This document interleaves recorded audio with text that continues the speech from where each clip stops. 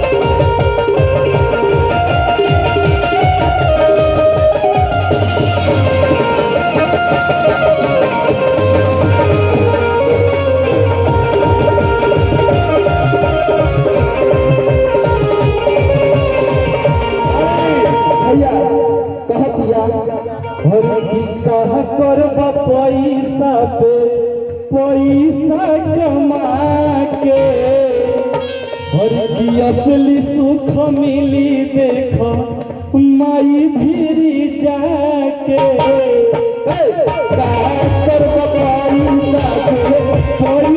कमा के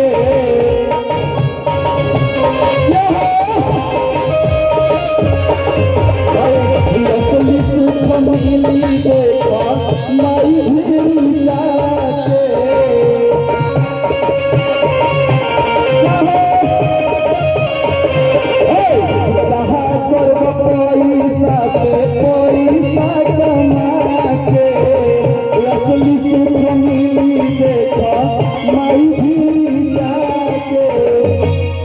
भैया हरे की बबुआ के बाबा तू चढ़ैबा कि ना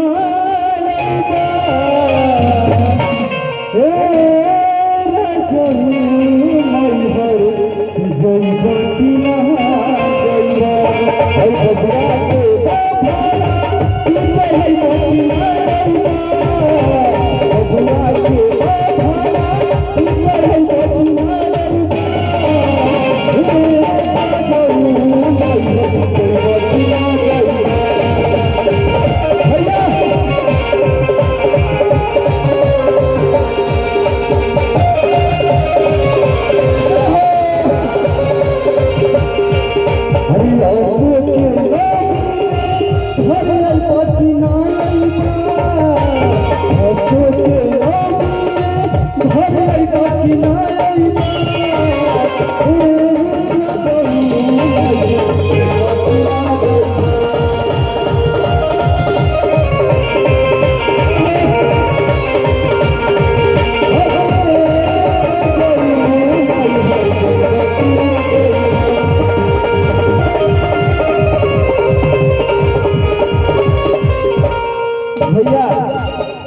अविनाश कुमार शर्मा जी के तरफ से 101 रुपये का पुरस्कार आयल बा। एक बार हम लोग ताली बजा के भैया के आशीर्वाद दे दी। और भैया देखिए माई की जगराता होता यही अगर ऑर्केस्ट्रा या रिकॉर्डिंग डांस चली तो देखती कि सबके मन पर हरी हरी छा जाइए, लेकिन माई की जगराता होता तो कोई ऐसे करके खड़ा है, कोई ऐसे पॉकेट में हाथ डाल के, मतलब यहाँ पर माई के जगराता होता सबके झूमे के नाचे के गावे के चाहिए। माई से मनाई कि हम लोग के इस लायक बनाले वाली माई कि माई के जगराता में हम नहीं जेकर हाथ पर न रही वो घर बैठ के देखी देख न पाई, लेकिन हमने सबके माई दुगो पैर दुगो हाथ देले वाली एक बार दोनों हाथ उठा के माई खाते जयकारा होके के चाहिए। एक बार बोलिए साचे दरबार की। क्या बात है, क्या बात है।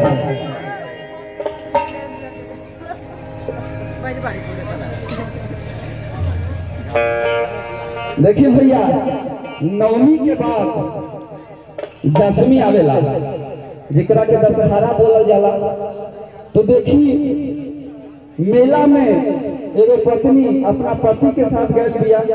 देखी जे भी पर्व त्योहार आवेला पत्नी और पति के संबंध होला उससे संबंधित जरूर रहेला भैया।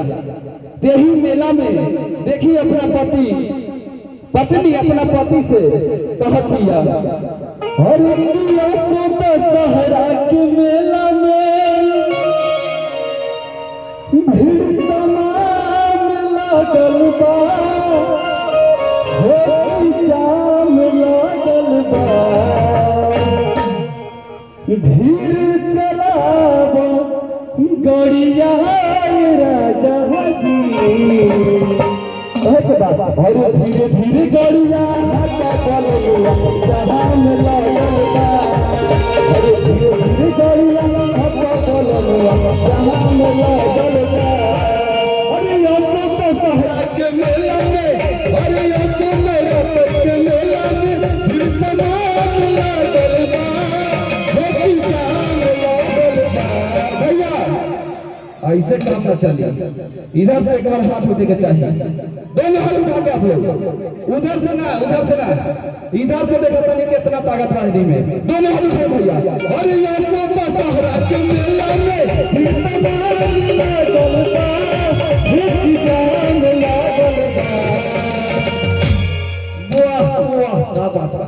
अब इधर से बार दोनों हाथ उठा के, अरे दशहरा के मेला में भीड़ तमाम लागल बा, जाम लागल बा। वाह इधर विजेता रवानी सब हार गई। एक बार फिर देखेगा चाहा, एक बार फिर माई बहन पीछे से भी। अरे दशहरा के मेला में भीड़ तमाम लागल बा, जाम लागल बा। कहे के बा, अरे धीरे धीरे गड़िया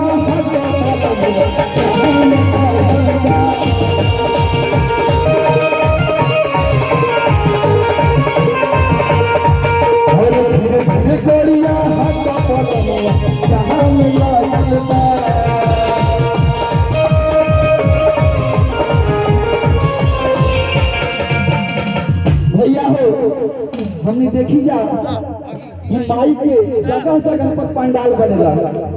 रवानी के मार्केट सरघाटी बा, हमावत रहनी तो रास्ता में बहुत जगह पंडाल बनल बा।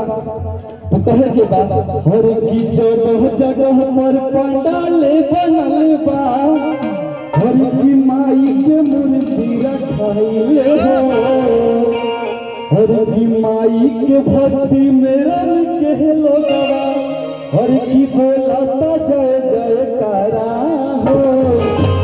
एक बार जयकारा सच दरबार की, जगह पे पंडाल बनल बा, माई के मूर्ति रखाइले हो।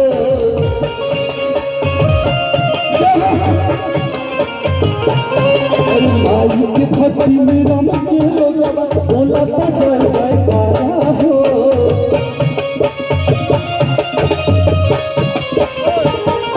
भैया माई के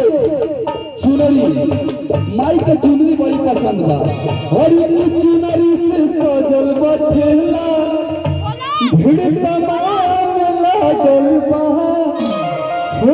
जाम लागल बा। भैया देखिए चाचा के ई मौसम में गर्मी लगाता, बेचारे गमछी से ना मार के एकदम कूलर चालू किए हुए हैं। यही माता रानी की कृपा से, और चुनरी से सजल बठेला, तमाम लागल बा, जाम लागल बा।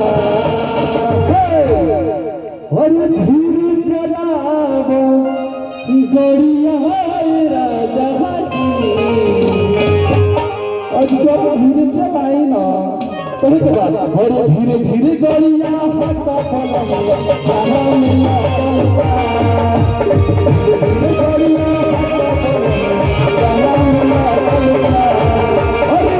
दशहरा के मेला में, अरे दशहरा के मेला में भीड़ तमाम लागल बा, जाम लागल बा। भैया आगे से पीछे से ताली बजाता, आगे से ही बजावे के चाहिए। करू अरे असोरा करके मेला में अरे असोरा नौनी के मेला में फिर तमाम लागल बा हो दुकान लागल बा अरे धीरे चलाव गड़िया राजा जी और धीरे धीरे गड़िया